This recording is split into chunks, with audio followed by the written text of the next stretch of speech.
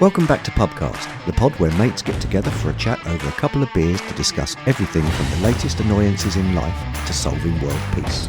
Might be a bit of an arse feel, but we can most certainly try our best. We'll try. We're looking to create a fun and informative pod with the hope of making you feel as if you've just walked into the pub and joined us for a chat. Whether that be for a moan about your crappy day, Phil's rants, or when I just need to emotionally offload. Are we going to do that every day?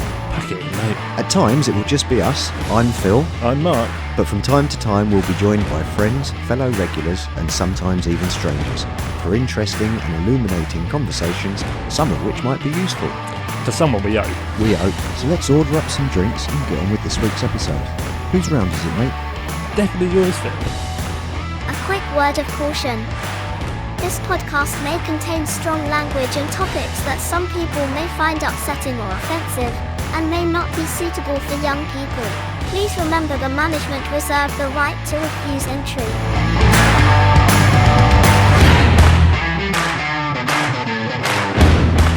Mark, good afternoon, good evening, welcome. Hello, how are you? I'm bloody marvellous, how are you? Bloody Always marvellous. say bloody marvellous. Already got... It's my catchphrase now. Ding! Catchphrase. Is that what... Podcast bingo. Is that the sound effect you want? Ding! Yeah, something like that. Right. Yeah. Yeah, that's...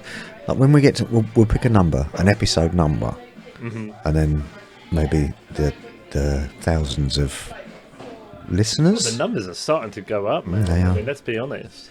We'll on one of our socials we'll issue a bingo, a podcast. I would like that, podcast bingo actually. sheet. I think maybe we'll do one of those, those lists where you can sort of vote for like the most said thing. Yeah. We'll just have that on there so we can actually find out What's going to be on there so far? Bloody marvellous. Yeah. See, I forget all mine, but I know I'm going to say them. And I do a lot of the editing, so I'm aware of most of them. Yeah. Anyway. I listen to them far too much when just to keep track of them. So I'm going to say on this one, new pod recording, new me, because I'm going to try and not do these things. Oh, are you? Yeah. Okay. Because they're actually Marvellous. things that annoy me listening back to them. So it's making me more sort of like self-aware of actually how I'm perceived by other people. And sometimes there's some bits I don't like. I would really like to get some feedback from our listeners about what they like, what they don't like. And Definitely, yeah. We do need to hear that. anyway, so moving on with this week's episode. Yes.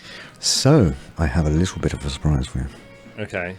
This week's episode, I have decided, is going to be all about narcissism and narcissists. Mm-hmm. Now, I don't know anything about it, but I understand that maybe you do. You obviously do know something about it, because you and I have spoken many times in the past. And I have sometimes accused you of being a narcissist in jest. Have you? In Yes, jest. In you jest. have. Only in jest. Only ever in jest. You say it because it hurts me. Yeah. Yeah, well, you know. So what's the first question then? Questions, mate. Get on with it. I've got introductions and everything. Okay. Oh, brilliant. Okay. Right, okay. Yeah, right. So, you're going to be impressed with this, right? Go on. I have done research. All of the researchings? Maybe not all of it. Okay. Like, not the type of research where, I decided that the COVID vaccine was Bill Gates trying to track my movement. Phil is serious here. He's now put a tablet down on the table Right, with notes. So, this episode on narcissism is brought to you by Phil Yeah. and Chat GPT. Because I typed the questions in and saw what it came up with. You know what I heard last night? Just to go quickly off topic, there was a person talking about Chat GPT on another pod, but it was like a visual pod, like a vlog thing. And they were talking about Chat GPT. Chat GPT is so... Yeah. GPT is so clever that they were getting it to do stuff when it couldn't do a capture, saying find the 3 bridges within these 9 blocks. Because it couldn't do it, it went onto a messenger and got a human being to do it for them. Wow. There's lots. That's mental. There's lots of. This is very dull. There's lots of different AIs around at the moment. Chat GPT itself can't access the internet, but others can. Okay. So it was one of the others. One of the others. Anyway, so Yes. So me and Chat GPT have prepared some notes. You and your new friend. It's kind of like, I mean, there's lots of warnings about, it'll come up with erroneous answers and stuff, but it's as a sort of very basic starting point. It's really good. Anyway, I didn't just use Chat GPT. I did do some standard Googling. I hope so too. Yeah. And I found something called the Narcissist Prayer. Okay. I haven't heard this. I'd heard it once before on the radio when they were having a bit of a discussion about something. Okay. And, I mean, forget the word prayer because we're not religious, but it seems very apt. It's very short. This is how it goes. That didn't happen. And if it did, it wasn't that bad. And if it was, that's not a big deal. And if it is, that's not my fault. And if it was, I didn't mean it. And if I did, you deserved it. How many lines is that? 1, 2, 3, 4, 5, 6. Yeah, that's 6 tick boxes. It is, isn't it? Right away, yeah. Swiftly moving on. Narcissists. I was going to say more specifically, but I don't know in your case, in your experience case. There is narcissistic personality disorder, which is a recognised mental condition, but it's very important, because ChatGPT told me, it's important to note that not all people with narcissistic traits have narcissistic personality disorder. Yeah, agreed. I thought it might be interesting, right at the beginning, yeah, to just explain what narcissistic personality disorder is. I think that's a good idea. And make it clear. And you can tell me how much of this. I suspect a lot of it might resonate, so maybe you might want to tell me the bits that don't resonate. Okay. The characteristics of a narcissistic personality disorder and the impact it has on a person's behaviour. Narcissistic personality disorder is a mental health condition characterised by a pervasive pattern of grandiosity, a need for admiration, a lack of empathy for others. People with narcissistic personality disorder typically have an exaggerated sense of self-importance, believe they are special or unique, and require excessive admiration from others. Massively, yeah. Ticks a lot of boxes there. Yeah, nothing you disagree with there? Nothing that I disagree with there. They often have a sense of entitlement, expecting special treatment or privileges without regard for others' feelings or needs. Do you know what? I got a little bit of that. Some echoes of other stuff for me. They may also have a preoccupation with fantasies of unlimited success, power, beauty, or ideal love. Now that bit didn't ring any bells for me. Does that? Yeah, that has some bits in there for me. Yeah. Individuals with narcissistic personality disorder may exploit others to achieve their goals and lack empathy for others, seeing them as objects to use for their own benefit. Yeah, they may have a sense of superiority and arrogance, and may be prone to envy and jealousy. Yep. Yeah? Yeah. Talk to us, Mark. Okay. Should I give some background here of why this is quite now a specialist subject for me? What, like your mastermind subject? You know what? I actually could. Right, so Mark, so sit in the chair and let's go. So, little bit background here.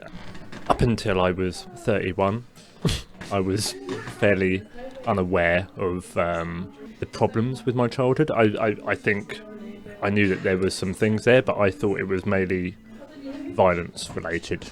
When I hit 31, I had quite a big major depression, and luckily I had met Phil at this point, and that needs a jingle. And he pointed me in the right direction, which for me was going to therapy for the first time. Very actually quickly within those sessions, I learned that the violent part of my childhood was not actually the issue per se. It had some influences and obviously some things I had to deal with, but the big one was having a mother who was a narcissist, and that had not just obviously happened from just a young age. That continued into my teens and then into my 20s, and then just into my 30s. Can I ask a question? Yeah. So you describe her as a narcissist. That paragraph that I just read says that people may display narcissistic traits with actually having narcissistic personality disorder. Sure. Obviously, neither of us are trained medical professionals. No. would you, if you had to put a fiver on it, would you say that she has narcissistic traits or does have a personality disorder? She has a personality disorder. I put all of my wealth on that, sadly. I don't, it's nothing against her. This is something that... £12? £12. Wow. And it's quickly going down because I'm getting around, I think, today. It is your round, yeah. Damn it. So, obviously, after seeking some help and all these other... all these other bits and pieces, that's a ting. That's what I say. Bingo. Yeah, bingo. So, after I learnt this, obviously I can then start to examine all of these parts of it. And then you can sort of relate experiences to it as well. We've done this for probably at this point 4 or 5 sessions. I've really been able to dig into this behaviour that I've been receiving from her. And then I start to talk about how I behave and interact with friends and relationships and all these other parts of that. And I quickly learn that I have narcissistic traits. So this is interesting to me. So again, going back to that bit, you have narcissistic traits or you have a personality disorder. Yeah. Presumably, theoretically, you know, we all understand about learned behaviours. You know, well, you know what? Actually, you say that was actually one thing I was not aware of. But no, I never knew. I think we all instinctively understand what a learned behaviour is. You know, I didn't until I started getting help. I didn't even know what a red flag was. No, I'm not talking about in specifically mental health, but like learned behaviours are, you know, if you grow up and your dad uses a fork a certain way and you've watched your dad use that fork when he's eating dinner, chances are you might use your fork the same way. Potentially, but you know what? Up until I started going to therapy, this was not a thing that I was aware of. Yeah. I didn't even think about this stuff. No, well, okay, right. Well, that goes into something else, but I'm going to tell you you're wrong, okay? Because you obviously do instinctively understand what I mean when I say learned behaviour. No. Learned behaviours. Like you learn from your parents. That's the way you are. Like me and my dad walk the same, you know? Yeah. But not necessarily in terms of mental health and the character. I get you on that, but that's maybe... Someone will often make you aware of that. They go, oh, you look like, you know, you walk like your dad. Oh, you hold your fork like your mum does. I don't know, funny, but you know, you and I have siblings as well. We pick up things from them. Of course. So, yeah, okay.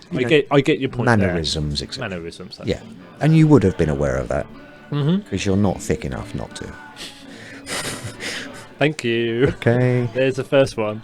That's the compliment of the day, that one. Okay, I'll take it. Oh my God, you were about to say that I was insulting you by saying you're not thick enough. I mean, come on. You finished everything you wanted to say? Okay, cool. So, going on, so I asked Chat GPT to give me certain discussion points.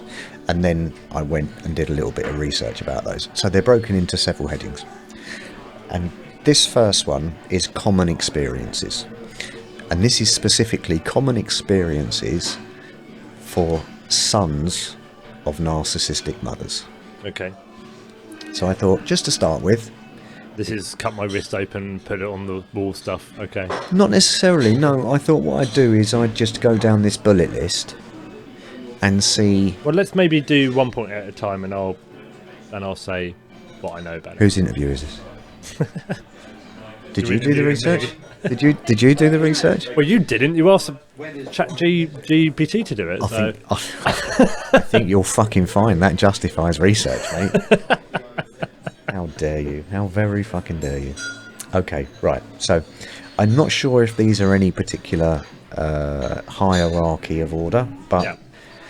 Emotional manipulation. Narcissists often use emotional manipulation to control those around them. This can include guilt tripping, gaslighting, and making others feel responsible for their problems or emotions. Okay, so like if you think about that, what sort of example would you know, if you had to come up with one there, especially gaslighting. That's the thing that people do a lot about. Gaslighting's kind of popular term at the moment. Yeah.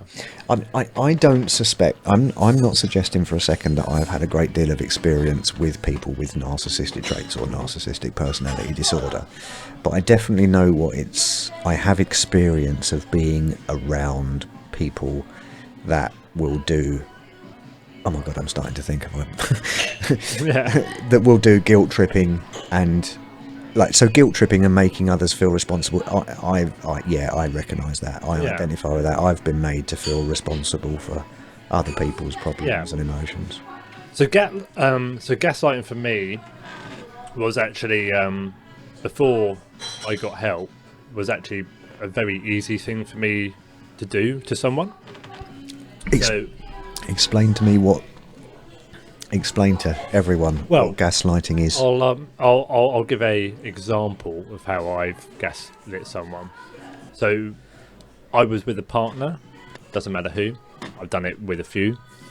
I've done maybe not something wrong, but maybe not kept a promise or something along those lines. And they've called me out on my shit. Bingo. What did I say? Along those lines. Okay. So they've called me out on my shit, and what I've done is I've spun it to sort of say that they're attacking me. Okay. Hey, I didn't mean to do this. I didn't mean to behave like this. Why is it such a problem for you, me just being me? It's that you're not just so I've made it out to be you're not attacking the choice that I've made. You're actually attacking me. I've broken the promise to you. Okay, but this is not. Sorry to interrupt, but this is not. Please do. Okay, this is not an experience of being the son of a narcissistic mother. If anything, that is a learned behaviour. So that's a learned behaviour that I had. Yeah. Okay. Yeah. We'll move on. Which I have to be careful of. Well, we're going to come to that later on. Okay, so what's clearly evident so far is I'm not a very good researcher and not a very good interviewer, but we're going to carry on. This is Bring it on, man. It can only get better. I think there's a Take That song about that. Go for it. Things will only get better. That one. I'm not doing any more. This is recorded. I cannot sing. There's that D Ream song. Yeah, things will only get better. I thought you said Take That. I think it's Take That, isn't it? No, do you remember that Labour had it as their... Oh, yeah, they did. Oh, yeah. Blair days. It was Brian Cox, the physicist. Yeah. He was the keyboard player in D Ream. Love it. Anyway, we really digress. So, next on the list of these common experiences, verbal abuse. Narcissists may use verbal abuse such as name-calling, belittling or criticising to undermine their victim's self-esteem and confidence. Yeah. So, Well, I can jump in there straight away. I know what... Well, hold on one second. So, you don't know... I sort of do, because... Excuse me, in the title. I'm a forensic interviewer. You don't know. Using Chat GPT. You're going to need to... You are always... I was going to say mocking me. You will often highlight the fact that I don't promote. I'm not a self-promoter. Myself... What did we call it? I don't agree with self-confidence, self-esteem. So what did we came up with self-value. Yeah. So I don't have high self-value. But it still annoys me about you. Shut up. You're worth a lot more. Shut up. But won't take it. See. I can't say I have any direct experience of belittling or criticising for the purpose of undermining their victim's self-esteem. Okay. Was that like active? Yeah, massively. Like a common experience. I think. Well, so anyone who listens to the pod or anyone who knows me knows that I have a stutter. Many years ago, I was quite a young kid, and when I say young, probably between the ages of maybe 5 or 7. There's a place up in London called the Michael Palin Centre. For stammering children. And it's for stammering kids. Because I used to work there. And... sorry, work for them. Did some work there. It's not about you. Narcissist. I'm practicing. Really joke.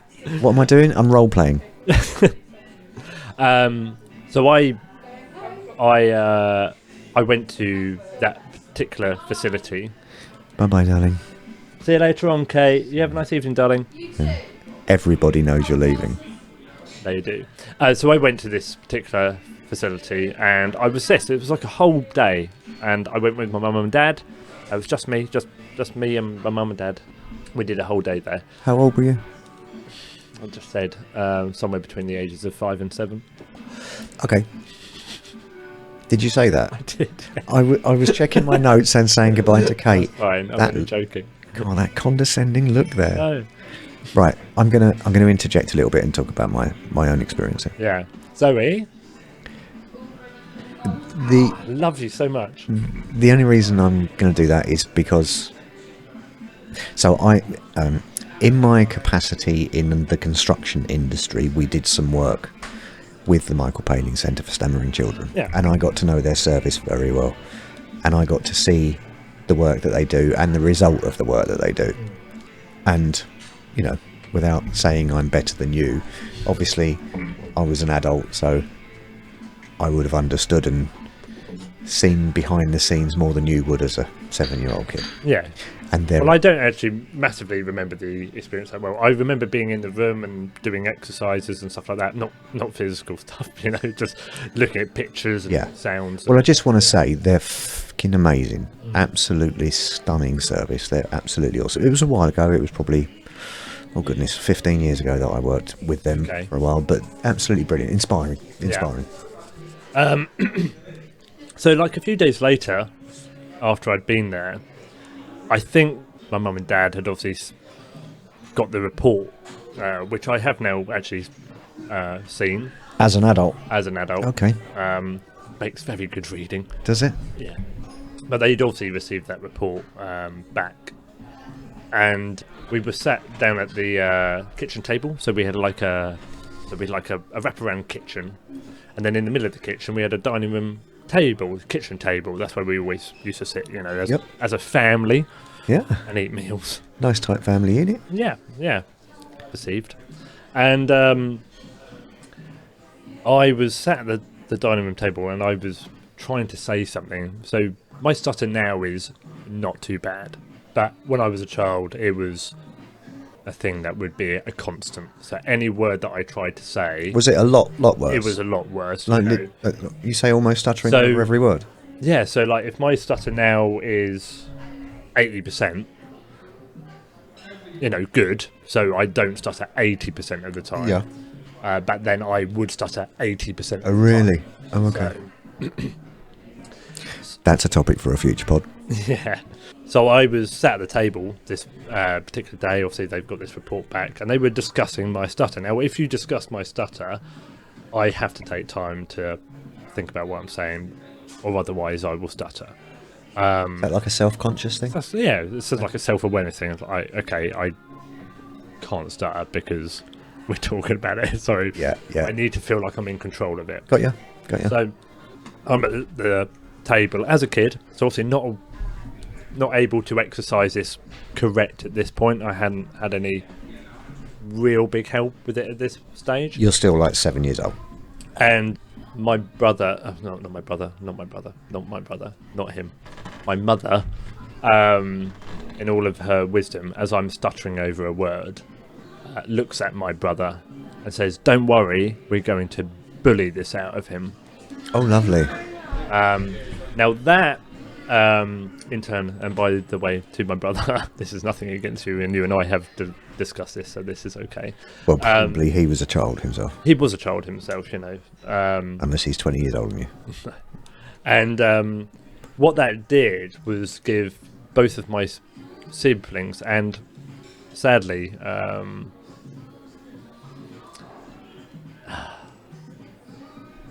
she was almost sort of, because she's a narcissist and a control freak, she was also giving my dad permission, and the whole thing was, let's just mock him. We'll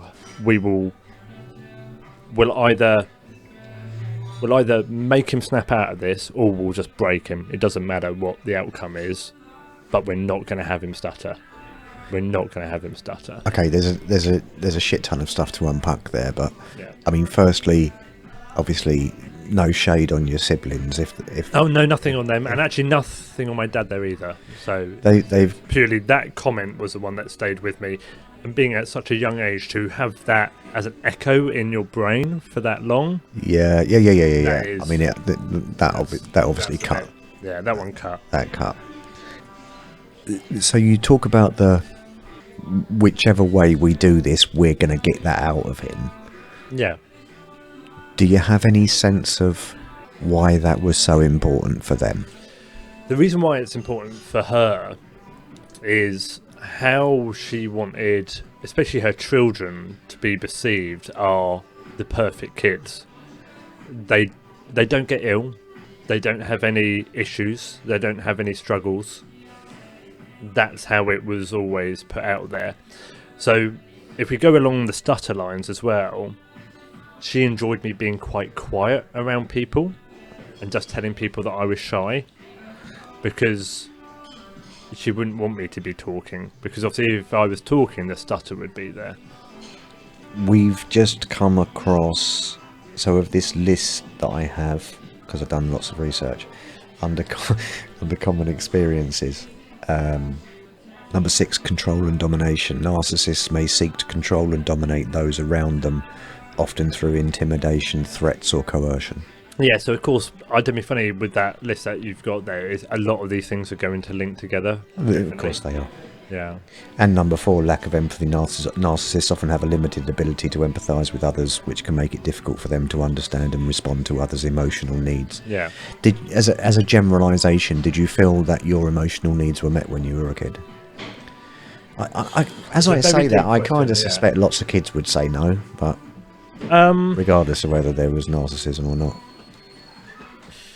I mean, that's where I have to look at the personality disorder that she has and take that part with a pinch of salt.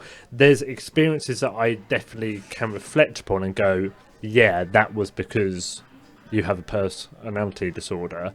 And then there's other bits that I can just go, you know what, that's just a parent maybe just not knowing how to react to their child at that point. Yeah. Sadly, because, you know, a lot of it was crap, that message to me gets entangled a lot. Yeah, no, I get that.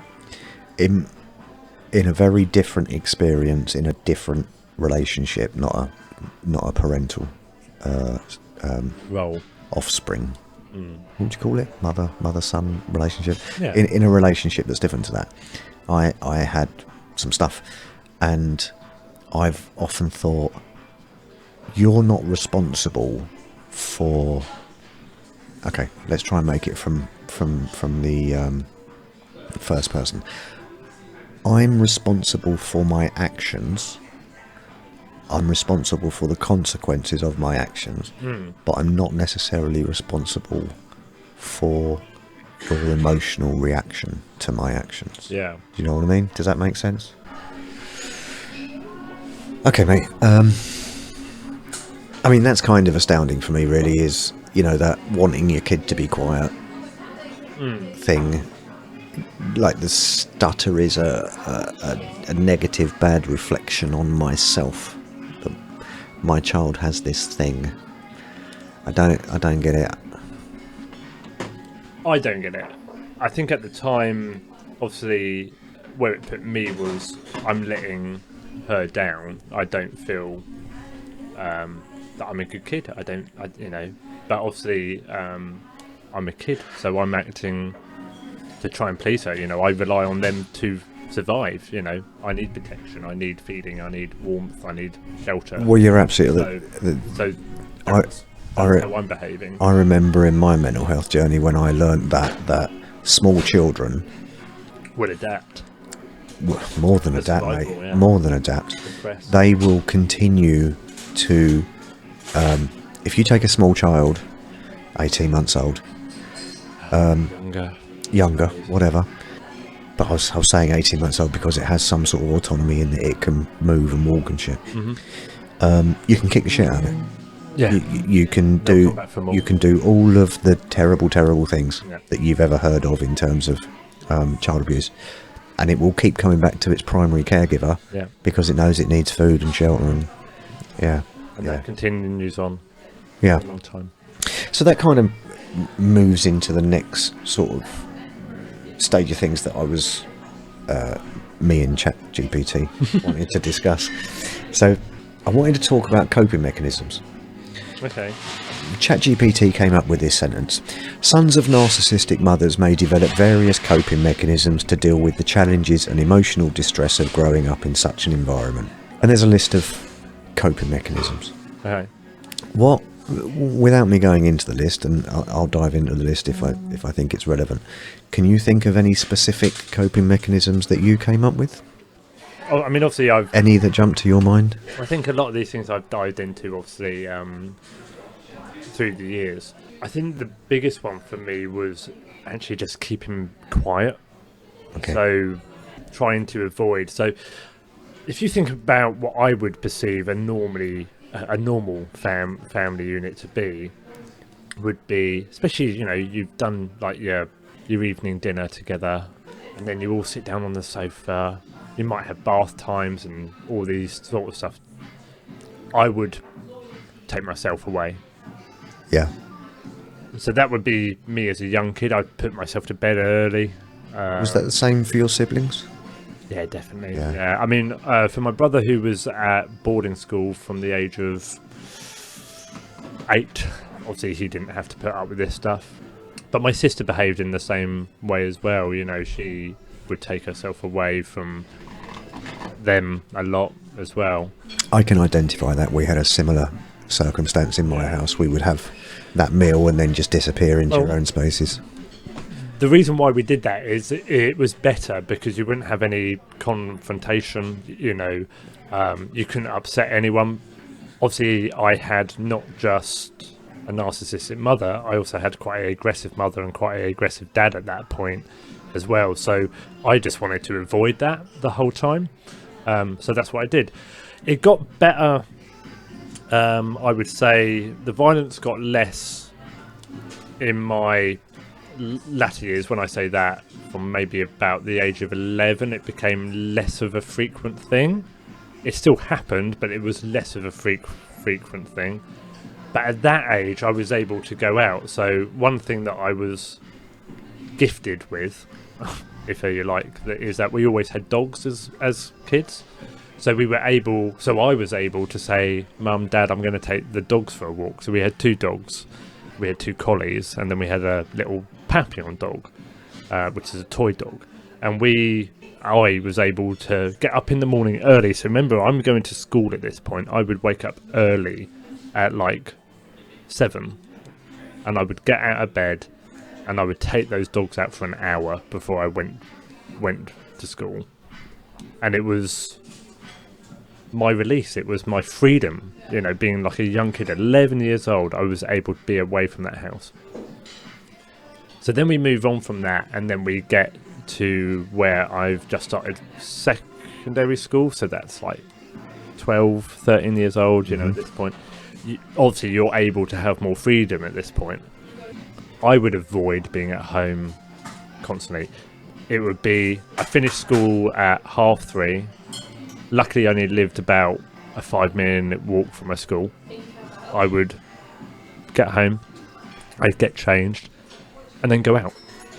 Yeah, I did the same. Immediately. Different reasons. And I would go home the latest I could go home. So I totally know that feeling of just don't want to be there. Yeah. Just don't want to be there. Because it wasn't safe.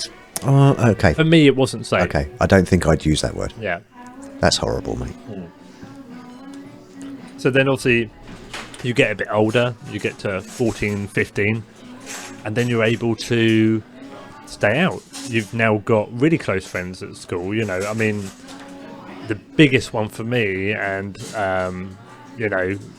say thank you to his mum, Karen. She was just an angel sent to me, because I could go and stay at their house as much as, well, whenever I wanted. I could go and stay at their house, and I could cycle there on my bike. So I would spend days there, like literally like weeks. And then into my teens and my later teens, so now I'm approaching sort of 16, 17, my friend Lucy and her parents, I ended up just pretty much living there the whole time. So my coping mechanism was really to avoid being around them. Obviously that didn't take me away from them the entire time. I still had to interact with them, but my interactions were really to not say much around them. Mainly her, but sadly that did. Through what you think there would be a reaction? Sadly with the narcissist is the reaction is always extreme. It's always taken to the worst point of how it can reflect on them. Okay. It's not because you've done it. It's not because you've done a bad thing. It's just how will how they're thinking is, how will this be perceived by other people? So they catastrophize the event.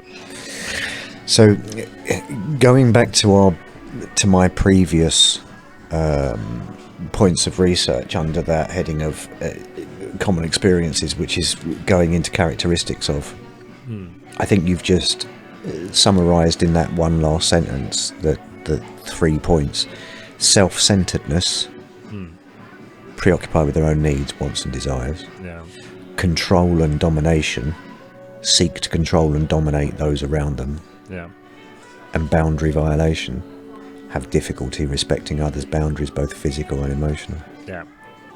It pretty much is that. I mean, it's very hard to obviously come out in a paragraph of what it actually feels like. You can do a chapter, mate, it doesn't matter. Oh mate, I could do a fucking book on it. It's a very weird thing for a child to go through, and this is why it's taken a long time and a lot of proper thinking about, and then a lot of reflection to go, okay, that happened, let's really focus and let's unravel that rope and go, okay. The one thing I would say to you, and I have said to you on many occasions, you're never alone. Even the most bizarrest, weirdest shit that you might think you're the only person, it's everywhere. Yeah, of course it is. Yeah. As you and I both say, things are getting better, but everything was always swept under the carpet before, and people could do what the fuck they liked in their own homes because the outside world couldn't see it. It's like I'm going to kick the shit out of you in the evening, and then when we leave the house in the morning, make sure you smile at the neighbours and say good morning and be polite. And sadly, that's exactly what it was. It's under my heading and the points that me and GPT made. There's 7 points, right, under coping mechanisms, and there are 7 here. Okay. Now I know you very well, and I think that I would associate 4 of them with you. 3 of them I don't necessarily associate with you. And the good news is, the 4 that I do associate with you, I think are quite positive. Okay. Point 1, people pleasing. Do you think I associate that with you or not? Yeah. Sons of narcissistic mothers may learn to prioritise their mother's needs over their own to avoid conflict and maintain a sense of harmony. You won't relate that with me now, but that's, I think, because... Not with your mother, but with other people I do. Yeah. Obviously, I think since you've known me, I've not really spoken to my mother. So. Is that a displacement thing? Did you ever do that? Was that a thing for you? Sorry, go into more detail. I don't really... Learn to prioritise their mother's needs over their own to avoid conflict. I would have done as a child. Yeah. Would have done into my early teens, but not into my later teens. Okay. There was reasons for that. I had better female influences in my life at that point. You're definitely a people pleaser, though. Yeah. I'm not sure to the extent of prioritising another person's needs over your own. No, actually, I think you do. I think you do sometimes. Yeah, I do sometimes, yeah. Point 2. Do you think that I associate this one with you? Overachieving. Definitely. Definitely. In an attempt to win their mother's approval or validation, sons of narcissistic mothers may set unrealistic standards for themselves and work tirelessly to achieve their goals. That has summarised in a sentence maybe some of the longest conversations you and I have ever had. So I'll put this one into brief, and actually this one, it is a reflection upon her, but it's one of the things that I realised. So I hadn't been talking to my mum for about a year at this point, and my dad came over to the house that I just moved to, and this house was a 2-bed house, but I literally had just built foundations and I was building a 4-bed house. That sounds exciting. Who designed that? And so I literally dug the footings. I had lots of people working for me, and these are people that are contacts of mine. These are all things that, you know, I'm building a house which is worth a lot of money, and I'm doing it for next to nothing, you know, because I know how to do it. I've got all the contacts. I know how to do this stuff on a budget. And my dad comes over to drop over some stuff. Me and my dad are talking, and then I just sort of nudge in there. I went, "Hey, Dad, your son is 30 years old, and he's building a 4-bed house." And I'm just, all I'm wanting is a little bit of praise, a little bit of, "Oh, mate, that's awesome. Well done, you." And my dad turns around and he just goes, "Yeah, well, you should be doing this at your age." Okay. That's one of the triggers for the depression starting. Because I couldn't get any self-validation for what I'm achieving. I was chatting with Matt the Emotion Man today, and we got into this thing, and we were going around these ideas of self-esteem, self-belief, self-confidence, what I've taken to calling self-value. And he went, like, is there anything that jumps to mind? Is there anything you can specifically think of? And I was like, I don't need to, mate. I've like condensed it into a little sort of like flippant comment. I know what you're going to say. Yeah. My mum's told me that the world is shit, and my dad's convinced me that it'll never get any better. You know? And there was this point in my life where I'd got this, what would be a considered sort of crappy little job, answering the phones in a call centre. Okay. But that what age? 24. Okay. Something like that. Yeah. And eventually I kind of okay, I'm gonna try being positive about myself. I kind of worked my bollocks off, and I was really ambitious, and I did lots of stuff. Yeah. And I got promoted several times, and then someone told me, "You're the fastest promoted manager in the history of this organisation in the UK." Love that. And I remember relaying this to my dad, and he went, "Well, what do they want you for?" Now, I have no doubt that my dad loves me very much indeed, but that's his language. Because he learnt his language from his upbringing and da-da-da-da-da-da. Bingo, thank you. But I can tell you, mate, that was not what I needed at that time. Yeah. I needed something else from him. You needed some validation at that point, yeah. Oh, we're coming on to validation. Point... Is that a segue right there? Segue, beautiful, well done. Thank you. So point 3, do I think Thank you, Zoe. Do I think this is you? Withdrawing. Some sons of narcissistic mothers may learn to withdraw from social situations and isolate themselves from others as a way to protect themselves from emotional harm. I don't think I've shown you that part of me, but it is a part of me. Do you think? So... well, that's definitely a no. I would not identify that with you. So that is a thing for me. Is it? It's something that I haven't shown you, but that is a thing for me. Oh, wow. Yeah, it's not so much these days. That surprises me. But it was definitely a thing in my past. Yeah. So you remember, like, I've told you, hey, you're lucky to know me now because there's so much horrid shit about me from the past that I I'm so glad it isn't me now. This is why It's a I'm bit very presumptuous saying I'm lucky, mate. It's a narcissistic trait. It's fine. Learned behaviour. Exactly. But this is why I am grateful, actually, that you've met a lot of people that have been in my life a long time, because I think it's given you some other sort of That isn't. pace of- Do you know what? That's an interesting thing about everybody, but that is something that has been quite illuminating. Is obviously you and I have known each other for a few years now, and over those years, I've got to know people that have known you a lot longer than I have. Yeah. And it is illuminating. Yeah. And one of the things that I will say is that, I mean, it's kind of a self-selecting bunch, but to a man and woman, they're all lovely. Yeah. You know, I guess the ones that don't like you aren't around anymore. That, and I've binned a lot of them off because Yeah, they were right. fucking arseholes. Yeah. Okay. Next point. What's that? 4. Emotional detachment. Yeah. Yeah. Massively. Yeah, I do that. I don't think that's something that you've seen, but it's No. something that I have done in the past. It's not one that I'd associate with you. Yeah, I think a good example of that for me is so the issue is what. Okay, we're going to start that again.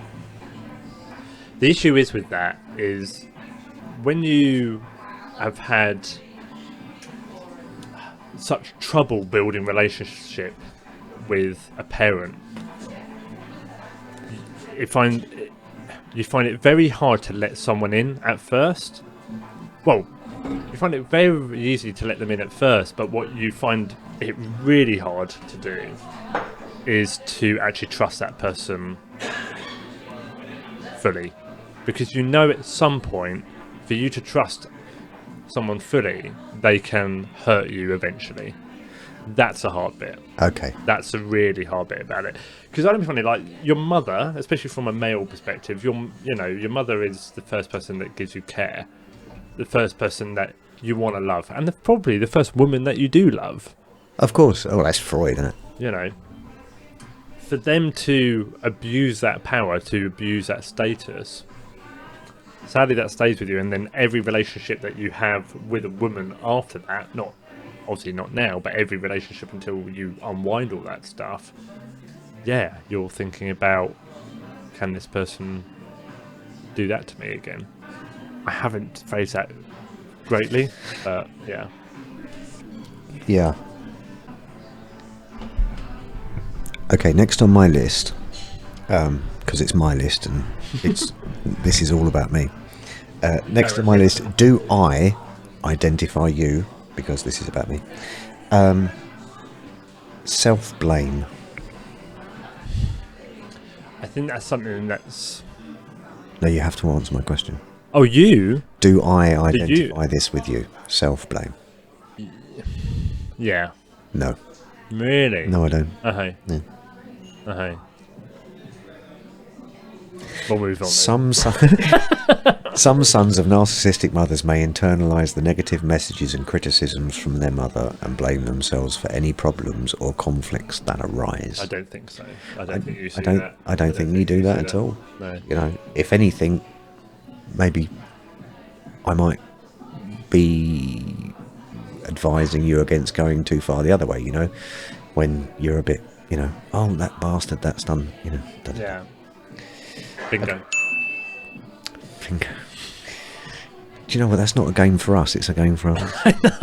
I like it. Okay, well. Seeking external validation. Do I or do I not? I wonder what you're going to say on this one. Could Identify. it be yes by any Do you think chance? so? Yeah. Yes, it is, yes. Yeah. Why is that? Go on. Like, Hold on, I need to read the thing, Dad. Sons of narcissistic mothers may seek validation and approval from external sources such as friends, romantic partners, or authority figures. yeah. So go on.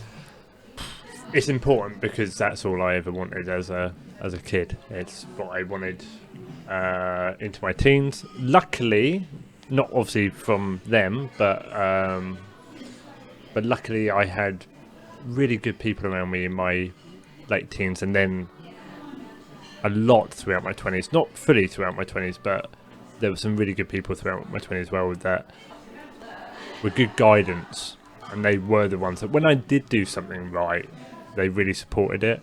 So what do you think, you've got a bit too into that or something?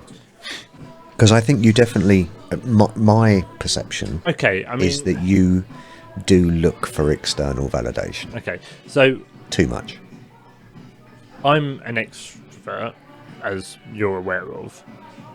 Can you imagine being an extrovert but not not allowed to be one? So I don't mean fun. I think my trait from a young age, and when I've seen home videos of me and stuff like that as a child, I want to be talking. I want to be part of the group. I want to be centre of attention. Not necessarily centre of attention, but at least heard. Okay. That was stamped out. You know, I don't think I had a voice probably until I was 19. That's when I really recognised that I could be someone and have a proper voice and be who I wanted to be. That's when it all changed. That's when this attitude really changed. I totally get that. Totally identify. That's not exclusive to people that have had those sort of adverse experiences. Yeah. I mean, I remember in my own life I had a situation, and you hear the expression "found your tribe." Yeah, I like that. And I found my tribe in my early 30s, and I properly fitted in. And then I got my voice and he's done it.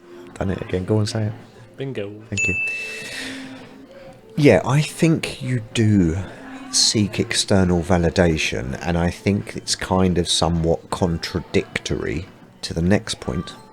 Can I just quickly just say something though? This is about you. This is what you just said, the validation. It is a less and less thing in my life now. I don't actually require it no more. Good. It's not that important. Because, you know what? I'm just going to be me. Well, yeah, I mean, you know, you talk about the success and how you were driven to achieve, as we discussed earlier.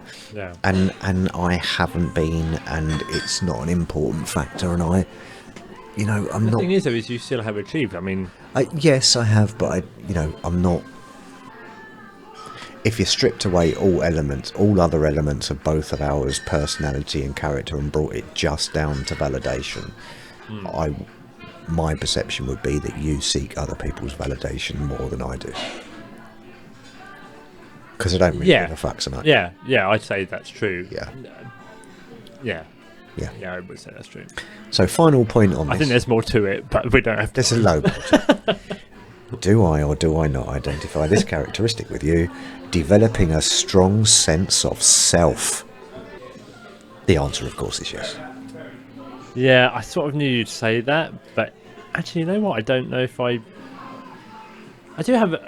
I like my self-worth. I like how I do feel about myself. I like how I push myself to grow as a person. I don't think I really want to push that onto other people, though. I don't think that's what they're saying. No. I don't. What I mean by that is I don't really want people to think that's how they think of me. I mean, sense of self is very close to a description of ego, isn't it? Like that value of self, and you've got a massive one, and a good ego. It says here, despite the challenges, some sons. I'm talking. You did a sexual thing. I did a thing. Despite the challenges, some sons of narcissistic mothers may develop a strong sense of self and resilience through their experiences, which can help them navigate future challenges. That's nailed on you, mate. That's definitely it. Yeah, it is. That is you. Bingo for me there. So I win. That is a thing. So I win. That's my bingo. I just recognised that one. I didn't hear the bingo. That is a thing, is what I said. That is a thing. That is a thing. Is a bingo thing. Is a bingo for me. It's a bingo thing. Yeah. Okay. Right. So we've kind of looked at So, That fucking coffee machine, mate. yeah, earlier on we entitled it coping mechanisms. Might more accurately be sort of personality traits, characteristics. Okay. And of course they develop, they grow and recede as, you know, you find your tribe, for example, other bits might wane away. So the next idea I came up with Chat GPT was, with those experiences and with those coping mechanisms, what impact has that had on relationships? And when I say relationships, I'm talking all forms of relationships. So mates, work, family members, professional, yeah, romantic, all of those yeah, it's a tough one, that. sorts of things. Okay, so let's start off right at the start. Let's talk about, I have a brother and a sister. Closest young kids into our teens. Obviously that happened at all different stages for us, because 4 years between me and my brother, 3 years between me and my sister. A lot of distance grew there between them. It's taken us all, so we are all now in our 30s. The oldest one only has a year left. It's taken us all until that age to actually become a unit together, and actually, like, it's so nice to say, like, we actually love each other now, and that's a really nice thing to be able to say. So yeah, so that part of it, there was a lot of struggles there, because I think we were all still in that childhood survival mode with each other. Trust. Yeah, no, not trust. Like, I think it is trust. I always trusted them. But In a family unit, as a child, you know, you're all almost I'm gonna struggle and cohabiting. Yeah, you know what, I'm gonna massively just no, that's not what it was. Me and my siblings we cared about each other constantly, like we did, but we were competing against each Yeah, that's other. what I'm talking about. Trust. Yeah. You're not. That isn't trust. No, it is trust. No, it isn't. It is trust. Sorry, I'm gonna really put my fucking foot down here. Well, you're and say absolutely no. wrong. No, I don't give a fuck. You're absolutely I not. don't give a fuck what you think right now. You're wrong, and actually, No. this is one thing I'm not going to back down on, because you haven't gone through that. You haven't had that type of mother, so you know what? You put a fucking marker down here, because no, that's not how that goes. That's not how that goes. It is exactly how it goes. No, it's not. No, it is. Fuck You're off. just No, it's not. misunderstanding the way I'm using the word trust. Okay, so go on. So it's not like I'm saying you're a fucking liar.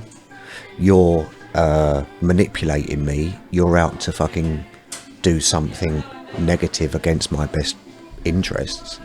It's that we all live codependent in this really dysfunctional family, and you either get situations where the children cohese together against the parents, or you separate, like you said 20 minutes ago, and all go off into your own little spaces because you can't trust that the support and emotion and welfare is there. Like the note I made earlier is struggle to trust others due to the experiences of emotional manipulation, inconsistent behaviour and boundary violations. So I think maybe what we're trying to put 36 years into a allotted time. What hasn't been said there is that my sister, my brother would have conversations together. Remember, I shared my room with my brother. Yeah, same. So, of course, me and my brother would talk. So, for you to say that I had... Sorry, not for you to say that. For it to be construed that I had no trust for my brother, that's completely false. Because me and my brother had a lot of trust for each other. A lot of love for each other as well. You know, it was... We protected ourselves by not sharing too much. Let me try and give you an example. I don't know if this is going to go in, man. This is a bit crap. Well, it is now that you've said that. Well, no, it sort of is, because I'm sort of confused about actually where we're going down this path. I don't really get this. We're following these notes, aren't we? No. Just the same as we have all the way no, through. But I'm not too. Yeah, okay. I don't like that. I've just had a pop at you either. Well, it's just fine. Whatever. Okay. You're allowed to disagree. Yeah. Stop trying. People pleaser. Stop trying to please. I mean, to illuminate or to give some reference to it, you know, I'm not saying that I grew up in an environment with a narcissistic mother, but I grew up in an environment where, well, the easiest way to explain it is the relationship that I have with my siblings, my brother and my sister, is 1,000,000% more cohesive, more rewarding, more loving as adults than it was as children. So it's not necessarily about being the descendants of a narcissist. Is that? I think that's because as adults and the self-discovery you have as adults And control. which I was going to get into, you can. So you know I said about the stutter thing before. Mm-hmm. About a year ago or so, I went up to see my brother where he lives, and I arrived there late, and it's about a 3-hour drive to my brother's place. And I got to my brother's place, and he said, "Mark, do you want a drink?" I was like, "Yeah, I'll have a glass of wine." And I sat down on the sofa, and it was the first time meeting his partner for the first time. Okay. So everything's a little bit heightened. Yeah. You know, Best behaviour and all that. exactly, yeah. So me and my brother having a chat, and I stutter over a word, and my brother calls out the stutter. Learn behaviour. Precisely. And I step up, and I look at my brother dead in the eye, and I went, "No, no, no." Was that the first? That wasn't a stutter, no. That wasn't the stutter of his voice.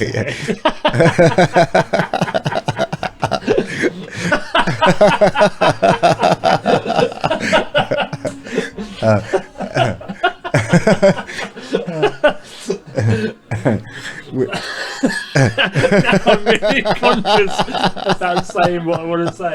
You're such a dick. And Good one. Love that. Thank you. Was that the first time that you'd stood up to him? Or like, yeah, you know, so I think back consciously as an adult, that was the first time that I said to him. So what I said to him was, I said, "Bro, we don't do that. Don't do that no anymore, more." man. I was like, that was something that we learned from her. So can we not do that? Because actually that does put me back into that place. And as soon as I said that to him, he listened to that and he went, "No, you're right. Yeah, of course. That's well out of order. Sorry." It's just blatantly obvious to you as an adult, isn't it? And he hasn't done it since. But I guess if you're in an environment where you're competing for affections, and you know that raises a laugh or whatever, Yeah. you know, you're going to do it, and And that's what it was. yeah. Sorry, the question was affecting relationships, right? So yeah. So that's how it's sort of gone with my siblings and stuff. Romantically, yeah. I mean, I've had quite a few romantic relationships, and single at 36. So that's how they've all gone. My next point is fear of rejection. Do you have any? Yes and no. We kind of, as this conversation is going on, we're not speaking specifically about narcissism, because I haven't dated for a long time. In my youth, like 20s, yeah, proper. How old are you, Phil? 27. 27. Okay, yeah, sure. How old was I last week? I can't remember now. Bingo. This is How old is Phil? Fear of rejection was a big thing for me, man. Massive thing for me. Yeah. And one thing that I have thought about recently, because you know I'm not particularly active in the dating, trying to get a date. Yeah. Is that still like a subliminal, latent? Of course it is. Am I still scared that they're gonna? I mean, Of course it is. I couldn't possibly understand why anyone would, because I'm amazing. See what I did? Yeah. That is not bingo. No, that isn't amazing. No. Yeah. No. Codependency. Sons of narcissistic mothers may develop codependent behaviours such as people-pleasing or caretaking as a way to gain love and validation from others.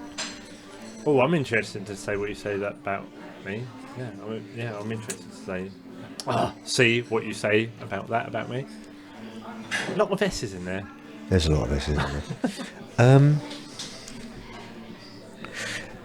I mean, as we say, like people-pleasing, definitely. Caretaking, very much so. But then the last part of that sentence, as a way to gain love and validation from others. I don't know. I mean, I would probably say that you... Well, I did say that you seek validation. But it sounds... I don't think it sounds true to say that you seek love based on it. No, not really. It's a really tough one. I think I'm not a good-looking bloke. I'm a middle of the road bloke, you know. But we're fives at best, mate. Yeah, exactly. I don't mind that, yeah. You know, whatever. But throughout my 20s, I was single for maybe a year of it. Yeah. And I don't think that did me any favours, really. But then I was ignoring a lot of stuff.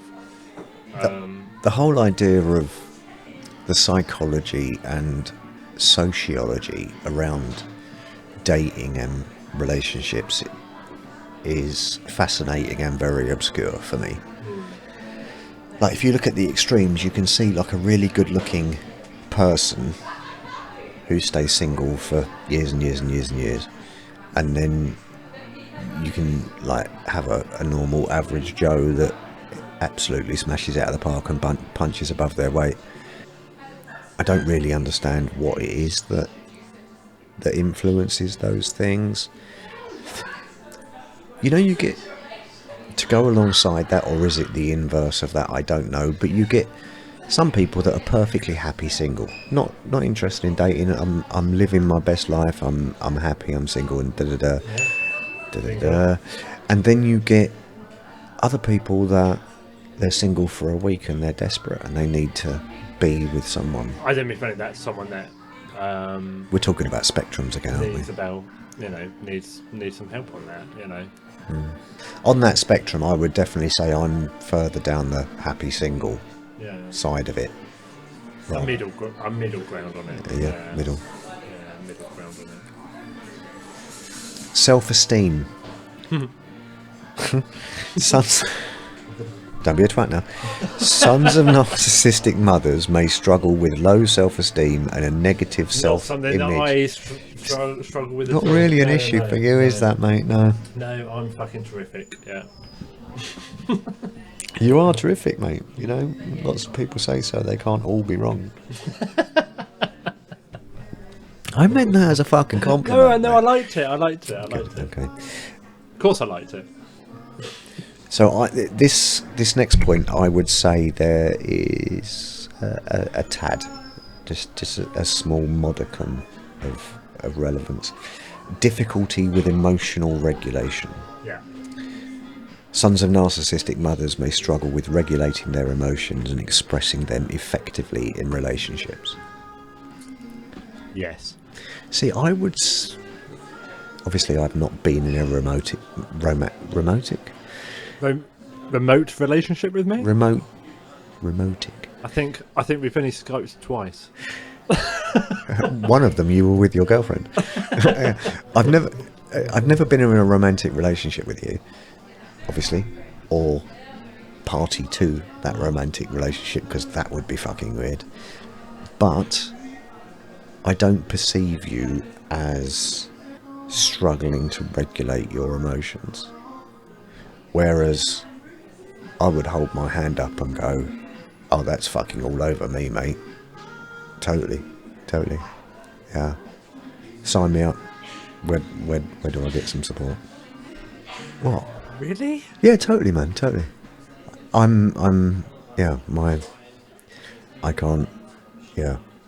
emotions are... I'm not... Well, I'm confused why you're so stunned. I'm not talking about... You think that I'm fully in touch with my emotions when it comes to that stuff. I don't know about in touch, but I think you can. I don't perceive you as struggling to regulate them. Like, for example, dude, what's happening here? Who was the one who made me go and get help? Do you think that was a person in touch with their emotions at that point, or in touch with themselves? Oh, okay, right. Sorry. Like, do you? Let me clarify. I was talking in romantic situations. No, I get that, but even then, I mean, yeah, I mean, I'm 90% good at that stuff, but not really there. Come on, you and I have sat down in his that spot and gone, hey, dude, I need some advice on this. I guess what I'm referencing is... Okay, even better, after the last one broke up with me, who was the first person that I called and went, right, I need this, you meet up with me now. Yeah, I mean, that's cool, but you know, if we referenced your last breakup, that was her decision. You took it. Yeah. We respect it, that's fine. We drank some beer. Yeah. You had a week of going a bit mad. Couple of wobbles. Yeah. And then cracked on with it. That's not my story. I mean, fair enough, mine was a little bit more complicated, but, you know... I did not get over my last girlfriend in a matter of weeks, mate. Let's say that. I want to say something. Let's move on. Okay. Oh, what a lovely little segue, mate. Well done. Thank you. We're into the next section, which is healing and recovery. Yes. How do you heal and recover from a childhood experience of being the son of a narcissistic mother? What I thought was a good idea was to poison myself with alcohol. Poison is a very touchy word. I'm getting there. Okay. Then that. Pleasure yourself. Enjoy alcohol. Mask. I don't even know. So jokes aside, I masked a lot. Okay. Ignored my emotions. Ignored the reality of my life. And then obviously the depression cut in. I was on quite a destructive path, I think, for quite a long time. And then obviously Dr. Phil turned up. That is utter wank, mate.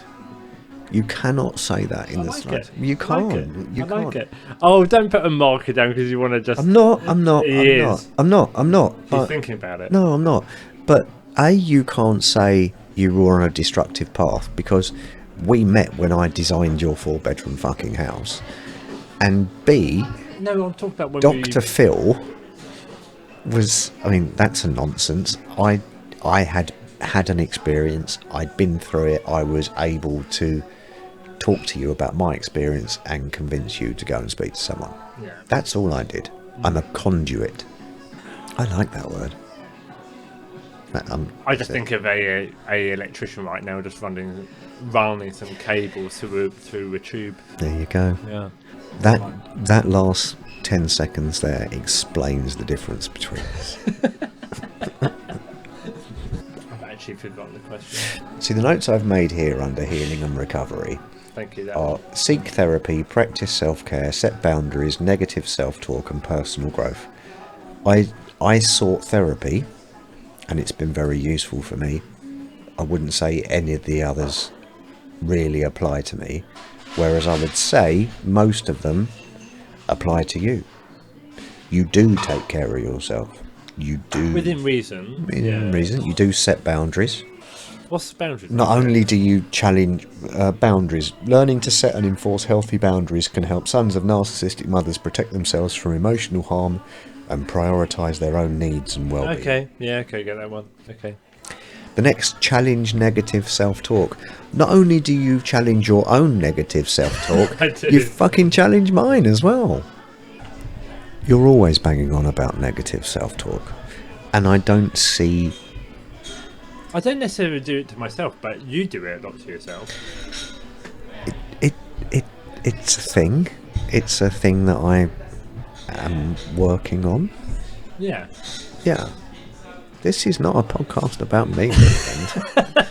You're still asking the questions. It's like... Exactly. So, I mean, the point I'm making in a positive sense is that not only do you not have an issue with negative self-talk about yourself, you're aware of it enough, both in the existence of it and the damage that it does, that you're always on my case about of it. And like I want you to feel good about yourself, because I don't know, funny, you make me feel good about myself, and I think you and I have good chats together on and off mic. We enjoy ourselves. Yeah.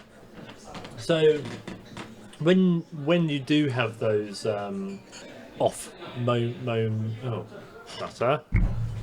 when you have the off moments with yourself, it doesn't frustrate me.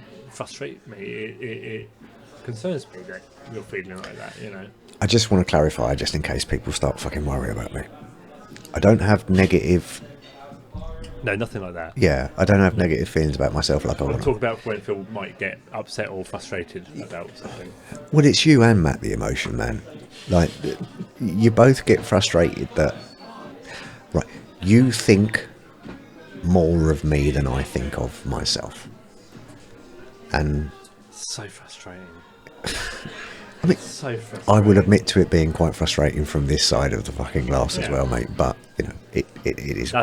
That's okay. You're allowed to be annoying. I'm glad and happy that you're annoying to me. I'm thankful that you sit here and allow me to annoy you. Right, we need to bring this to a close, mate, because it's going on and it's getting late and this has been long. So the last little point of discussion that me and Chat GPT came up with was, how do you get out of those cycles? Yeah. Like, how do you grow and develop and not turn into a narcissistic motherfucker yourself? Is there anything that you would say in terms of developing and growing and not what's the word I'm looking for? Mimicking those behaviours? It's really tough. Is there anything other than therapy? Maybe the finding the tribe thing? Yeah, I'm trying to really look at what changed for me, like what made me... Okay, this is it. Okay. The thing that made me want to change was a particular moment in my life is when I picked up my niece in my hands for the first time. Oh, okay, like a proper moment. Proper moment. So, my niece was... Let me work this out. She would have been about 5 weeks old. Okay. And I picked her up inside that house where all of that stuff happened. Oh. And I wouldn't put her down the entire time that I was there. I had her in my arms the whole time. What, like protective daddy bear type thing? And I didn't know what that was. I didn't recognise that, but it was like a instinctive thing within my body that I was like, you get hold of this child and you hold on to this child. You have her in your protection whenever you can. That was the thing that made me go, okay, it didn't tell me there was something wrong. That actually started something within me to go, okay, your behaviour outside of this should actually be like that. There should be a better caring part of you. Was there a thing like it was like a bigger emotion than you'd ever? I never felt that amount of love ever. I never had felt that. Yeah, I mean, even saying it now sort of... You're getting a little bit. I know. You're getting a little yeah, bit. because, you know, I mean, that little person just changed my entire world, you know, because... Tiny humans are fantastic. Tiny humans are awesome, mate, you know. Especially when they're your brother's kids, you just go, geez, yeah. I think it's something very primitive. Yeah, of course it is. It's your blood. It's... Yeah, I don't like that word, but like... It is, mate. Yeah, they're part of your tribe. Like, if you want to go to that bit, they're part of your tribe. You share it's DNA. a tribe that we didn't choose, but you know what? Guess who's on your side? I'm on your side, and I'm going to protect you as much as I can. I don't know if it's medical, but theoretically, 25% of her DNA is exactly the same shit that's flowing through you. Yeah. That's probably the bit that concerned me. Okay. That's really interesting. Yeah. No, that'd be funny. So, through talking to Matt and stuff, that was, whenever Full title, please. Matt, the emotion man. Thank you. So when a lot of people ask me what was the trigger for your depression, I go, that moment there triggered something within me. That wasn't triggering depression, but that triggered something within me that made me go and reflect on actually who I was, and that's the bit that started. So in about 12, looking at myself. So in about and my behaviour. 12 or 14 years' time, I'm not going to say her name, but you can go and have a drink with your niece and say, you triggered my depression. I would never say that. I would never say that. Of course I wouldn't. Do you know what? No, you know what? You know how I would phrase it to her? You changed my life for the better. That's exactly what I was about to say. Yeah, because without her, I could have continued to be a person of narcissistic traits for a long time, and I think I would have done. And imagine getting to 40 or 50 years old and still have that. I would have been so unhappy. Sometimes you need to hit the bottom, mate. Yeah, and I'm grateful that I did. And I think really grateful that I did. Maybe I'm very grateful for every relationship and every single person that made me get to that point. There's no harm in it. I think maybe holding that baby gave you clarity of where your bottom was. Yeah. I've still got that picture on my phone and of the first time that I held her in my hands, and it's one thing that I go to, and it's it brings me such joy. It brings me such joy because I know that I was like, oh, that is the old Mark. That's the old Mark before he went and had a bad time, and then went and got help. Then he wanted to change his life for the better. That's lovely, man. Yeah. I love you, niece. I want to say your name, but I'll say that. Well, thank you for allowing me to interview you. Yeah. I had no idea that we were going to get this thing. Well, and you're going to have to reciprocate at some point. So just to close out, to summarise, the ways of recovering from dealing with narcissistic parents or mother is therapy. For me, yeah. Babies. Babies helps. And beer. No, not that last one. No? No, I mean, no, we won't say that, because at the end of the day, that when we talk about beer in that aspect, it's you and me talking. You helped me a lot to understand myself by sitting down. Yeah, okay to drink beer, but actually talking about stuff. That was the big change there. You and I have spoken for hours upon hours, beyond hours of just wanting to talk to each other and listen to each other. So that helps. So having a friend that you can talk to, I'm going to put in there instead of beer. Sorry, but yes. As well as beer? Let me have the beer, mate.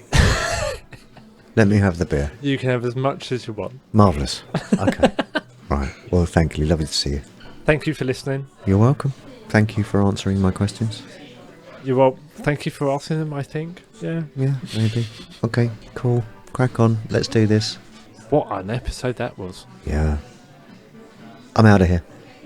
One more? Yeah. Why not? Love, man. Love, man.